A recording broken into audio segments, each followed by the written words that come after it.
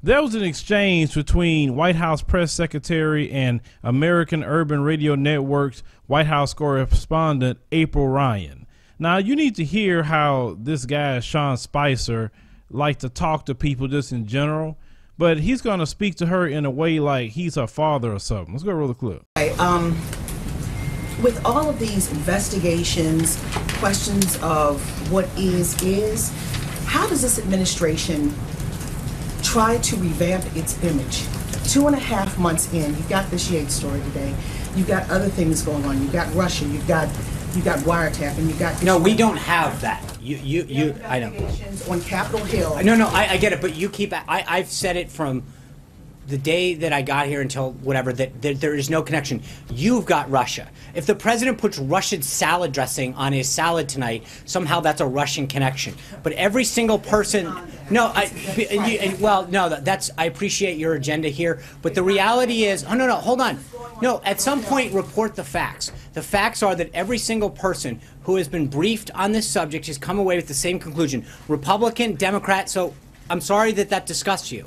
You're shaking your head. I appreciate it, but understand this, that at some point the facts are what they are. And every single person who has been briefed on this situation with respect to the situation with Russia, Republican, Democrat, Obama appointee, career, have all come to the same conclusion. At some point, April, you're going to have to take no for an answer with respect to whether or not there was collusion. How do you change the perception we're going to keep doing everything we're doing to make sure that what the president told the American people he was going to do to fulfill those pledges and promises that he made, to bring back jobs, to grow the economy, to keep our nation safe. That's what he's been focused on since day one. We're going to keep focusing on that every single day. Comes Friday. Condi Rice did not support this president.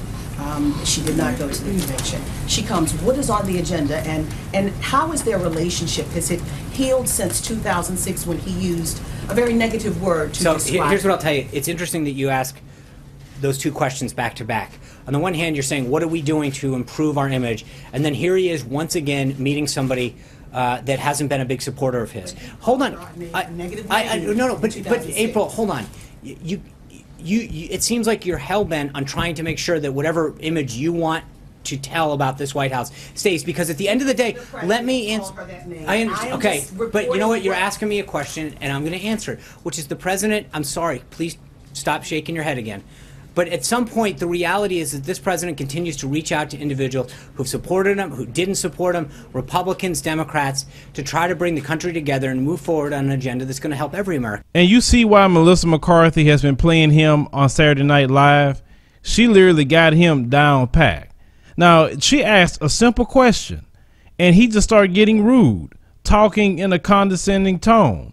And if she's shaking her head, Sean Spicer, who are you to tell her what to do with her shaking her head? Because the things that's coming out of your mouth is sounding very crazy. But I understand that you got to represent a guy that's very hard to represent. And really, I don't envy his job. I mean, could you imagine having to speak for Donald Trump, who's tweeting crazy stuff all hours of the night, accusing former presidents of wiretapping, then come out and say it didn't happen because that president didn't have the authority to do so, then double down and say again that yes, he was still wiretapping me. I mean, this guy has been just going on and on. He got this affinity for Russia. He's literally kissing Vladimir Putin's butt every day. During the campaign, the guy was saying, well, maybe he should hack Hillary Clinton. You know, that sort of stuff that he was saying, and he was just allowed to skate through and be voted in and went into the White House. So that guy has to defend him. So maybe part of his frustration is Donald Trump and try to defend his shenanigans. But then at the same time, you must be professional at all times. Now, he could answer how he answered, but it's just a proper way to do that. And this guy has been just not only attacking April Ryan, he's been attacking any reporter that challenged what's being said out of Donald Trump's mouth. And I hope that guy makes it 4 years, because he look like he's stressed out. Every time he go up there, he look like he pissed off or stressed out. But Sean Spicer, you need to take a vacation or something, because you talked to that woman real foul. That was wrong. She was asking you questions. That's her job. So she can go back and do her reports that she needs to do. Why was it so hard to answer questions? Because you know good and well you didn't have the answer to them. And it's okay to say, you know what, I don't have the answer to that question, but I'm going to find out for you. That's simple as that. You don't have to have an answer for everything to get pissed off because you can't really find the proper answer that you need to find. But you see this stuff in the workplace a lot sometimes. You have these bosses, and this is a melanated woman, and sometimes they feel they can talk to melanated people any kind of way on the job. And so this kind of type and shadow a little bit what people see all over this country, and you know exactly what I'm talking about. But leave me a comment. Let me know what you think about this. Would you allow this man to talk to you this kind of way? You just asking a simple question. Share the video, like the commentary, and subscribe for more news stories.